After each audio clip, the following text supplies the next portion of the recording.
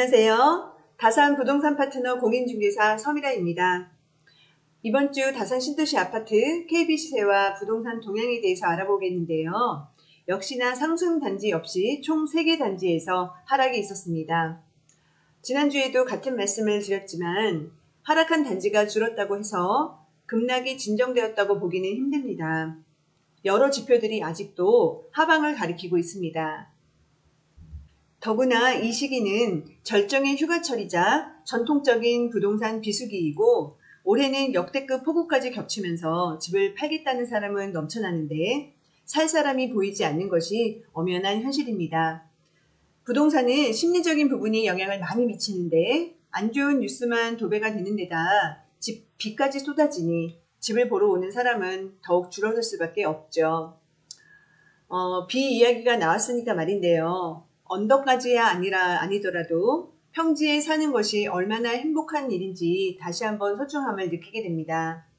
땅값이 비싸고 인구 밀집도가 높은 서울은 여전히 빌라 등의 다세대 다가구 주택이 많은 것이 현실입니다. 오래된 다세대 다가구 주택엔 여전히 반지하라는 주거 공간이 존재합니다. 서울의 반지하 가구는 약 20만 가구로 전체 가구의 5%를 차지합니다. 이것도 엄연히 누군가의 삶을 영위하는 소중한 보금자리인데 더 이상 폭우에 희생당하는 사람들이 생겨나지 않길 바라는 마음이 간절합니다.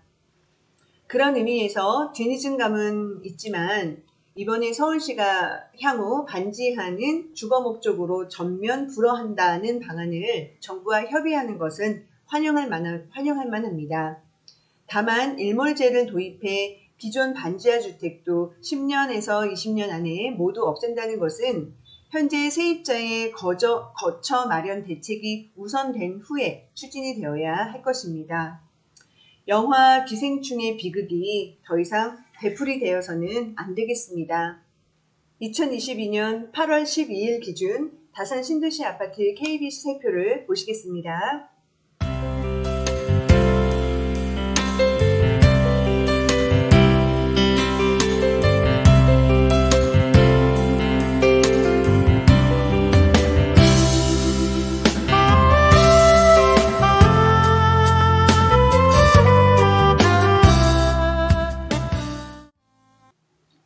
이번 주 주간 아파트값 동향을 보겠습니다.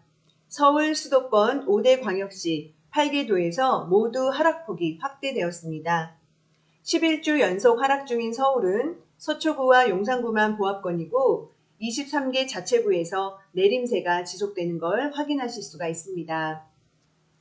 소위 노도강의 하락이 가파르게 진행되는 등 강북권이 특히 많이 떨어지고 있습니다.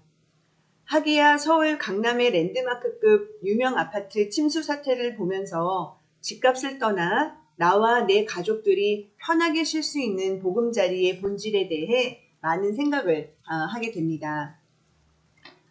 서울 아파트 시세를 보면서 용산구의 상대적인 강세를 확인할 수 있었습니다. 대통령실 이전에 이어 용산 정비창 개발 기대감 때문인데요. 강남구와 서초구에 이은 서열 3위 자리인 송파구를 위협하는 상황입니다.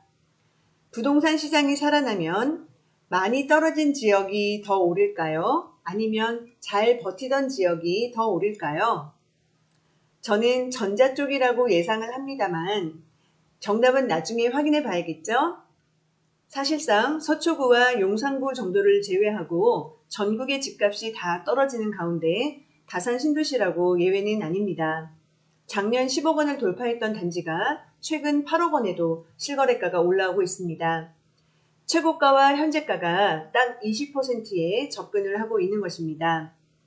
동일 단지 내에 비슷한 경쟁력을 가진 매물이 20% 이상 하락을 했다면 저는 이 지점을 변곡점이라고 부릅니다. 이론상 기술적인 반등이라도 반드시 나와야 하는 지점이지요. 공격적인 용어로는 매수 포인트라고 볼 수 있습니다. 속된 말로 물리더라도 반드시 용기를 내야 하는 가격이 20% 이상 하락한 지점입니다. 체크사항은 3가지입니다. 앞서 말씀드린 대로 경쟁력이 있는 매물이 고점 대비 20% 하락을 했느냐와 부동산 시장 반등 시 평균 이상의 상승 탄력을 보일 강력한 호재를 보유했느냐가 두 가지 체크사항입니다. 그리고 마지막은 역시 거래량이죠. 거래량은 지표가 되는 서울 아파트를 기준으로 삼아보시기 바라겠습니다. 대한민국 부동산 시장은 올해 내내 역대급 거래 절벽이 계속 이어지고 있다는 걸 다들 알고 계실 겁니다. 올해 2월 815건으로 서울시가 관련 통계를 집계한 2006년 이후로 처음으로 1000건 미만을 기록했던 서울 아파트 거래량은 새 정부가 출범한 3월 이후 다소 살아나는 듯 하다가 6월부터 다시 급감하고 있으며 신고기간으로 한 달간 시차가 있어 확인이 필요하지만 7월과 8월도 감소세는 이어지고 있는 것으로 추정됩니다. 서울 아파트의 거래량이 유의미하게 살아나는 것이 확인이 되면 그때가 반등 시점입니다. 체크포인트를 정리하면 이렇습니다. 호재가 있음에도 가격이 많이 떨어진 아파트를 거래량이 늘기 시작하면 매수.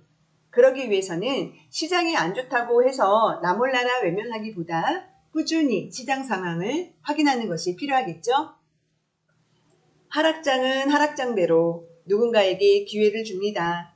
첫 주택을 세일 가격에 매수할 수도 있고 상급지로 이동이 쉬워지기도 하며 지방 저가주택 등 틈새 시장을 공략해 볼 수도 있죠.